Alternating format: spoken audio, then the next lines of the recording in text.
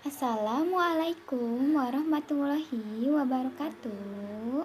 Perkenalkan, nama Bunda Sri Pujianti, Bunda dari Universitas Kuningan. Apa kabarnya anak-anak hari ini? Semoga semuanya dalam keadaan sehat ya. Sudah siap belajar hari ini? Alhamdulillahirrahmanirrahim. Mari kita mulai pembelajaran hari ini. Anak-anak, sebelum kita memulai pembelajaran hari ini, alangkah lebih baiknya kita awali dengan berdoa. Berdoa dipimpin sama ibu ya. Bismillahirrahmanirrahim. Rabbi zidni ilman warajukni fahman waj'alni minas sholihin. Amin. Ya, anak-anak, apa kabarnya hari ini? Alhamdulillah wa syukurillah, Allahu Akbar. Semangat. Ya, tepuk semangat. Semangat. Iya, sudah semangat?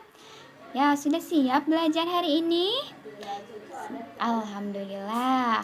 Hari ini ada yang tahu hari ini hari apa? Iya, hari Senin. Tanggal berapa?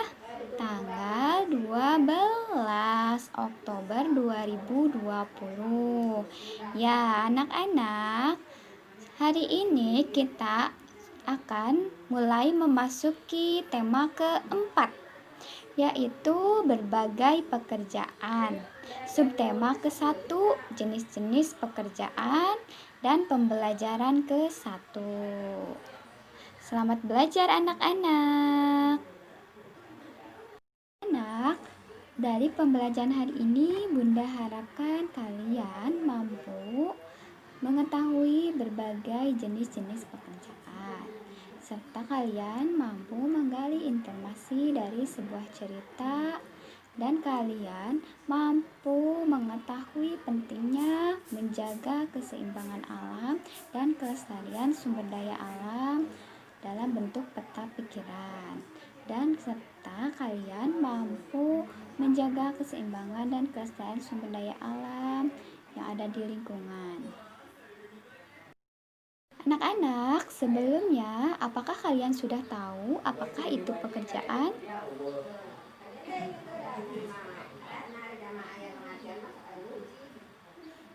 Ya, betul sekali. Pekerjaan adalah usaha yang dilakukan seseorang untuk mendapatkan penghasilan. Nah, itu adalah pekerjaan. Nah, pekerjaan itu terbagi menjadi berbagai macam. Ada pekerjaan yang menghasilkan barang dan ada juga pekerjaan yang menghasilkan jasa. Nah, pekerjaan yang menghasilkan barang adalah pekerjaan yang menghasilkan sesuatu barang yang dapat dipergunakan oleh seseorang. Nah, itu adalah pekerjaan yang menghasilkan barang. Nah, anak-anak, pekerjaan yang menghasilkan barang yaitu ada petani, koki, peternak, nelayan, dan sebagainya. Selanjutnya, anak-anak, ada pekerjaan yang menghasilkan sebuah jasa. Pekerjaan yang menghasilkan jasa adalah suatu pekerjaan di mana dari hasil pekerjaannya dapat dinikmati dan dirasakan oleh semua orang. Nah, dan pada pekerjaan yang menghasilkan jasa ini tidak menghasilkan barang. Sedangkan pekerjaan yang menghasilkan jasa diantaranya ada polisi, guru, dokter, montir, dan masih banyak lagi. Anak-anak, selanjutnya mari kita membaca. Nah, coba lihat di situ ada cerita tempat hidup tanaman teh. Ayo, coba dibuka. Sudah? Ya, silahkan kalian baca terlebih dahulu. Ya, tempat hidup tanaman teh. Teh merupakan minuman yang banyak dikonsumsi oleh masyarakat di berbagai belahan dunia. Di Indonesia, tanaman teh tumbuh subur di wilayah pegunungan yang berudara sejuk. Teh merupakan salah satu tanaman yang tumbuh di daerah dengan ketinggian antara 200 sampai dengan 2000 meter di atas permukaan laut. Tanaman teh dapat tumbuh dengan baik di daerah dengan suhu antara 14 derajat sampai dengan 25 derajat Celcius yang cukup mendapat curah hujan karena tanaman teh tidak tahan terhadap kekeringan. Curah hujan sangat dibutuhkan untuk menjaga perakaran tanaman teh. Di Indonesia, perkebunan teh tersebut di beberapa wilayah pegunungan di Pulau Jawa dan Sumatera. Kedua pulau tersebut sangat mendukung pertumbuhan teh karena tanahnya sangat subur. Beberapa daerah perkebunan teh di Pulau Jawa antara lain Ciwidey dan Bogor, Jawa Barat, perkebunan teh di Brebes dan Wonosobo, Jawa Tengah, dan Malang, Jawa Timur. Adapun perkebunan teh di Pulau Sumatera antara lain di Simalungun, Sumatera Utara, dan Kerinci, Jambi. Pohon teh juga berfungsi untuk mencegah terjadinya erosi. Tanaman teh yang ditanam berjajar rapi dengan jarak 1 meter dapat menahan derasnya aliran air hujan, sehingga tanah tidak terkikis atau terbawa air. Jadi, selain berfungsi sebagai bahan minuman, teh juga berfungsi untuk menjaga lingkungan.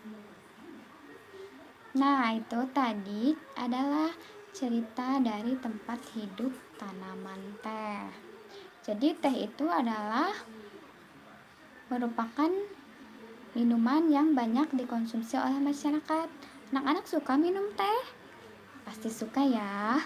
Nah, teh ini harus tumbuh di daerah yang tinggi di atas permukaan laut antara 200 sampai 2000 meter di atas permukaan laut, serta di dalam suhu yang sejuk antara 14 derajat hingga 25 derajat Celcius. Nah, anak-anak, setiap tanaman yang kita konsumsi harus dijaga kelestariannya. Begitu juga tanah yang ditanaminya. Tanaman dan tanah adalah sumber daya alam yang harus kita jaga keberadaannya. Penggunaan yang berlebihan akan merugikan kita. Nah, selanjutnya anak-anak, coba perhatikan. Di sini Bunda mempunyai diagram pen. Nah, di sini nanti kalian harus mengerjakan mengapa menjaga keseimbangan alam dan kelestarian sumber daya alam itu penting. Nanti kalian menuliskan alasannya itu di diagram pen ini. Nah, di sini Ibu beri contoh. Yang pertama itu agar tidak terjadinya bencana seperti banjir dan tanah longsor. Nah, nanti kalian lanjutkan ya di buku tugas kalian. Selamat mengerjakan. Nah, contoh lainnya anak-anak, mengapa menjaga keseimbangan alam dan kelestarian sumber daya alam itu penting? Contohnya, yaitu melakukan reboisasi atau penghijauan. Yang kedua, tidak meninggalkan api saat meninggalkan hutan. Yang ketiga, penghijauan daerah aliran sungai. Yang keempat, menanam pohon sebanyak-banyaknya. Yang kelima, penggunaan BBM yang bijak. Yang keenam, mencegah terjadinya pencemaran air. Ketujuh, menghindari teknik ladang berpindah. Dan yang terakhir, mendaur ulang sampah organik dan anorganik. Nah, anak-anak, di dalam suatu pekerjaan itu ada banyak sekali pekerjaan yang terlibat di dalamnya. Untuk mengolah teh menjadi minuman, banyak jenis-jenis pekerjaan yang terlibat di dalamnya. Nah, contohnya ada penanam teh, pemetik teh, terus ada juga yang menggiling daun teh, dan ada juga yang mengemas teh. Nah, jadi ada berbagai jenis pekerjaan yang terlibat di dalamnya.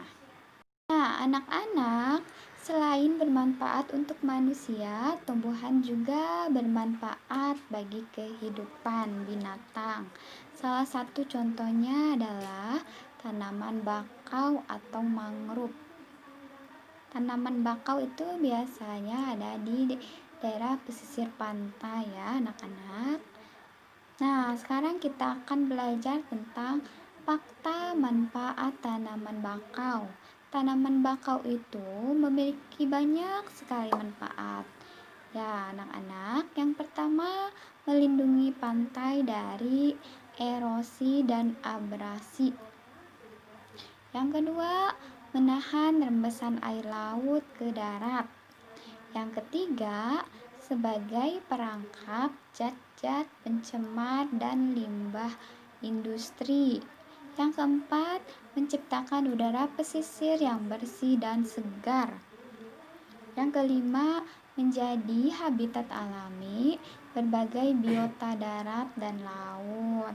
Yang keenam, mengurangi dampak bencana akibat adanya gelombang laut seperti badai dan gelombang pasang. Nah, itu adalah fakta manfaat tanaman bakau ya, anak-anak, harus diingat. Nah, selanjutnya anak-anak, ayo kita berlatih. Nah, di sini nanti kalian harus mencari sumber daya alam yang ada di lingkungan sekitar kita. Nah, serta kegiatan untuk menjaga kelestariannya. Nah, apa yang dapat kita lakukan untuk menjaga kelestariannya? Ibu beri contoh ya, anak-anak. Contoh sumber daya alam. Ada tanaman. Nah, kegiatan untuk menjaga kelestariannya yaitu yang pertama, tidak menebang pohon sembarangan. Yang kedua, dapat melakukan reboisasi. Nah, contoh yang kedua, contoh minyak bumi. Nah, sumber daya alam yang yaitu minyak bumi. Nah, kegiatan untuk menjaga kelestariannya yaitu menghemat pemakaiannya, menggunakan bahan bakar alternatif. Nah, itu adalah contohnya. Nanti kalian mencari sumber daya alam yang ada di sekitar kita serta kegiatan yang dapat kita lakukan untuk menjaga kelestariannya.